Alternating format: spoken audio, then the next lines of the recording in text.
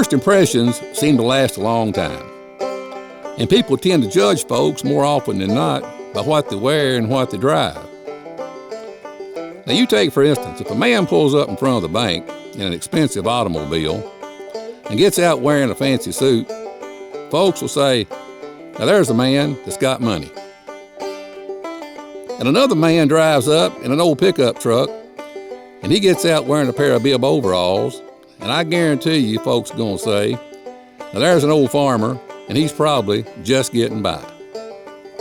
But now if the truth be known about it, that big shot, he owes the bank more on that fancy car than it's worth.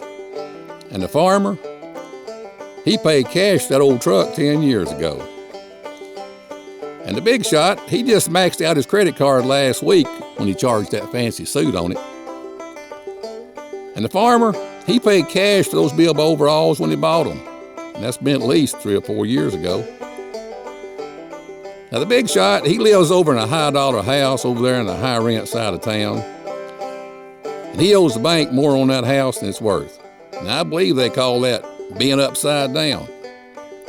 Now the farmer, he lives in a house way out in the country that his grandfather built and paid for back in 1912. And the big shot, now he owns a big chunk of stock up there on Wall Street that's worth about half of what he paid for it, and it ain't been more than a year ago. And the old farmer, he owns stock as well, but now I'm talking about livestock now, that he makes a sizable profit on every year, and has for quite some time. Now the big shot, he's going into the bank to ask the board of directors for an extension on his loans. And the farmer, he's going into the bank for a board of directors meeting that he sits on. And by the way, that farmer, not only is he a farmer, but he's also president of the bank. So I reckon about the only person you can really judge is the one you see in the mirror every morning. And you'll misjudge them about half the time if you ain't real careful. And one more thing, you wouldn't happen to know that big shot fella, would you?